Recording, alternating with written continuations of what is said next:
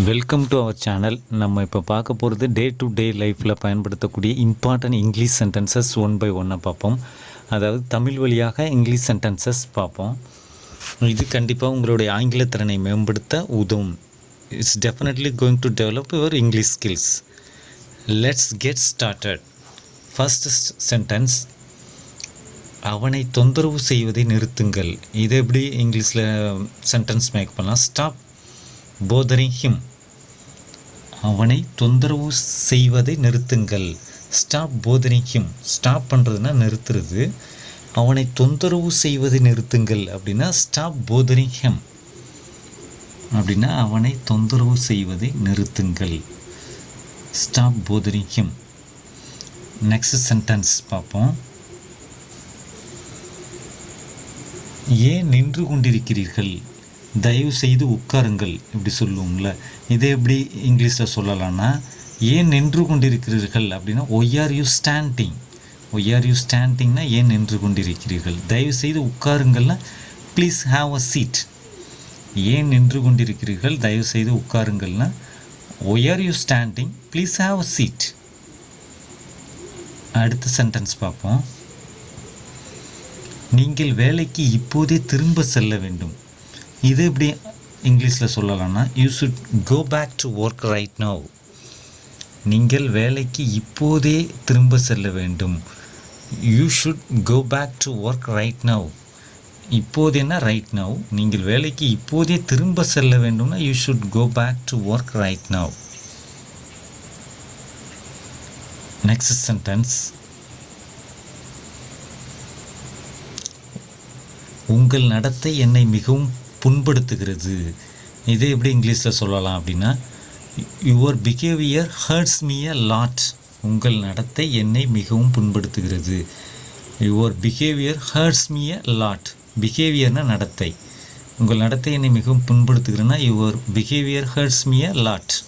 Next sentence, அவன் ஏதாவது உடனடியாக செய்ய வேண்டும். இதை எப்படி இங்கிலீஷில் சொல்லலாம் அப்படின்னா, he has to do something immediately. உடனடியாகனா இமீடியட்லி. அவன் ஏதாவது உடனடியாக செய்ய வேண்டும் அப்படின்னா he has to do something immediately. அவன் ஏதாவது உடனடியாக செய்ய வேண்டும். நெக்ஸ்ட் சென்டென்ஸ் பார்ப்போம். நீ என்னை ஏன் புறக்கணிக்கிறீர்கள்?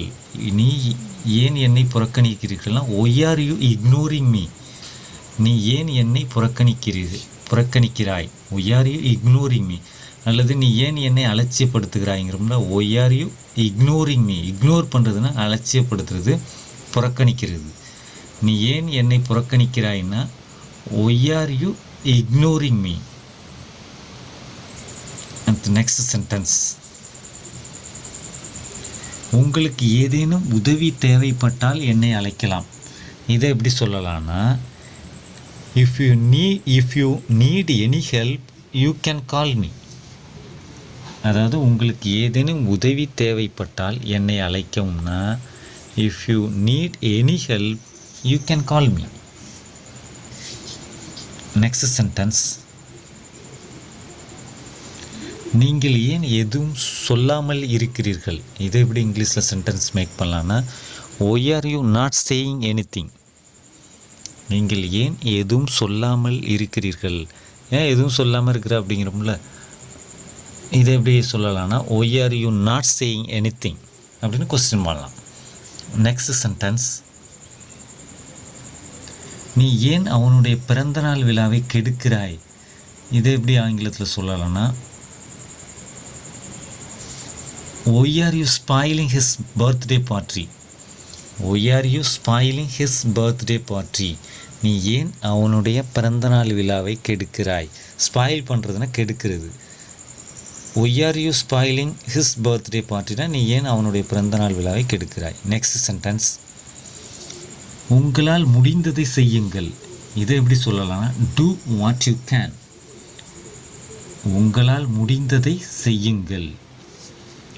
இது எப்படி சொல்லலாம்? do what you can. உங்களால் முடிந்ததை செய்யுங்கள்.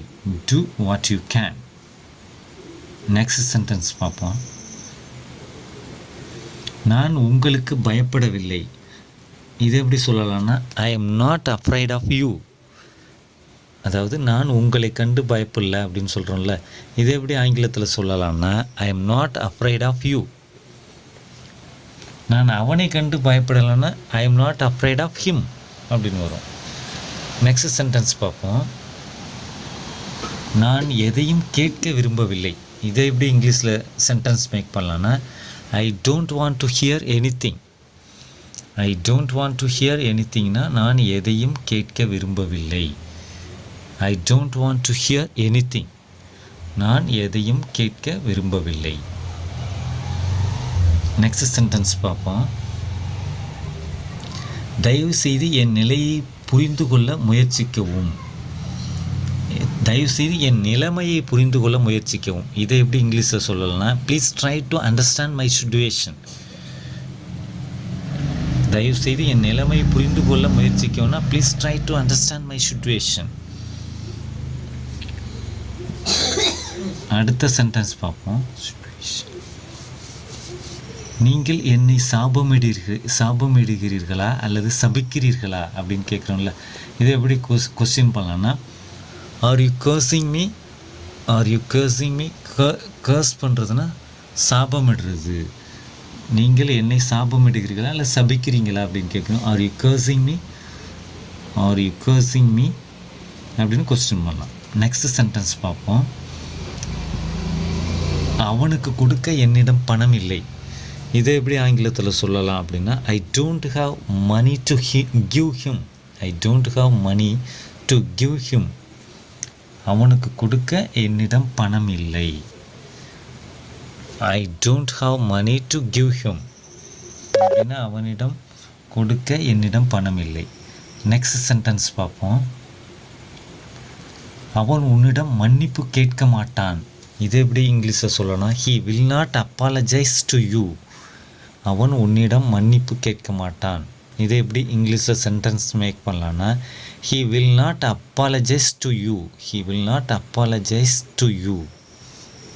He will not apologise to you. Next sentence. தயவு செய்து அவனை அடிக்காதே. தயவு செய்து அவனை அடிக்காதே. இது எப்படி இங்கிலீஷில் சொல்லலாம்னா டோன்ட் பீட் ஹிம். பீட் பண்ணுறதுனா அடிக்கிறது. தயவு செய்து அவனை அடிக்காதேன்னா don't beat him. Don't beat him அப்படின்னா தயவு செய்து அவனை அடிக்காதே. நெக்ஸ்ட் சென்டென்ஸ் பார்ப்போம்.